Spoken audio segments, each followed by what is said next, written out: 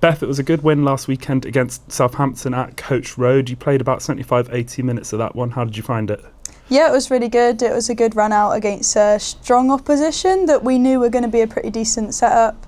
But obviously we've got a bit of experience on our side in the women's game, so it was a good win. Did you find any differences playing Southampton compared to, playing like a regular WNL team in the league? Slightly less, no disrespect to them, but slightly less aggressive. Some of the teams we play are very aggressive and we kind of give that back, but they're probably a bit more technical than some teams are.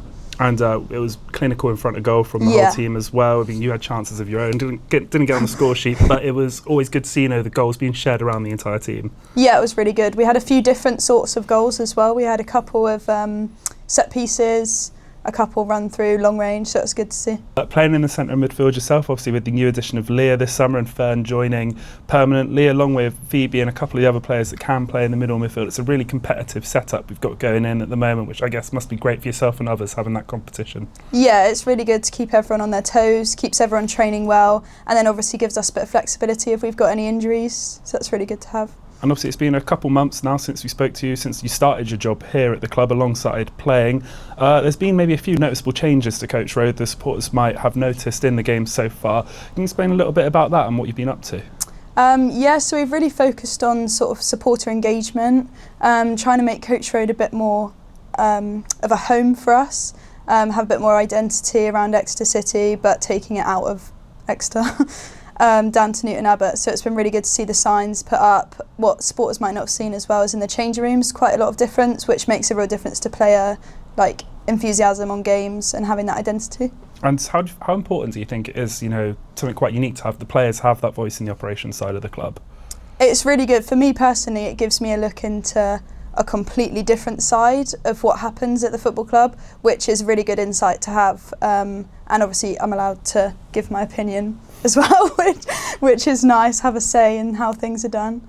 And it must just be in general a great experience for yourself as well. Yeah, I've really enjoyed working this summer. I'm hoping to carry on a little bit during uni as well, but it's been really good. Moving ahead to this weekend, it's a trip on the road to Oxford United. They're a side that, like us, have had maybe a slightly indifferent start to the season. I think an identical record in the league. What are you expecting from them? I think we expect them to be a challenge. They've obviously got the home advantage.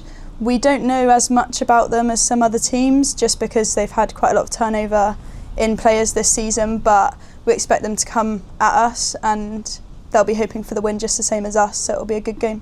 I think, like I said, we're quite matched in league this season. We were matched last season as well, both winning.